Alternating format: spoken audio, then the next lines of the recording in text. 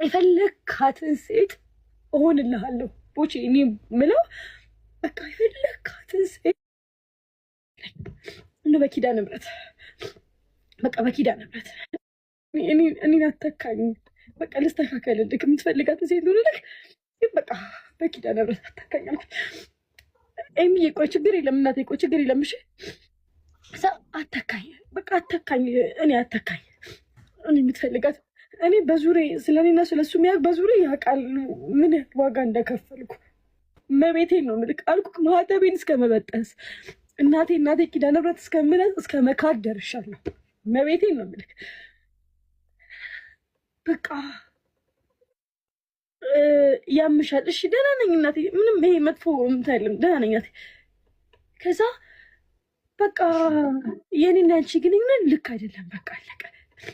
ቦቼ አንዳንዴ ሰውን ስተካ በተሻለ ሰው ተካለክ አይደለ? ሰው እየናኩ አይደለም። አንተ በማንም በማታውቀው ሀገር ማዶ ባወቅ ሰው ተካለክ አብረክ የኖር ከሆንሱ ትቀብራለክ። እኔ ቤተሰቦቹ እንዴት እንደሚወዱን ቦቼ፣ በምን ስራዬ ነው እንደዚህ የተከበርኩት እስከምል ድረስ ማለት ነው። ኪዳነ ምሕረትን ነው የምልክ 5 ወር ከምናምን ቦቼ ፍዴም በለው በቃ በሽተኛ ሆንኩ። የምወስደው መድኃኒት ባሳይክ በሰዓቱ የነበረውን መድኃኒት ለአእምሮ ይሸከካል። 16 መድኃኒት ነበር የምወስደው በቀን ማለት ነው። ላታምኔ ትችልክ 16 ቆያያ እንዴ 16 መድኃኒት ነው የምነግርህ በቀን የምወስደው ማለት ነው። ልብ ታማሚ ነኝ።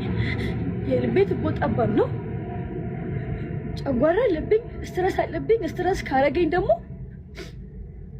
ምን ሆናለሁ? ይጥለኛል። ንዴት አልችልም። ምንም ነገር አልችልም። በሰዓቱ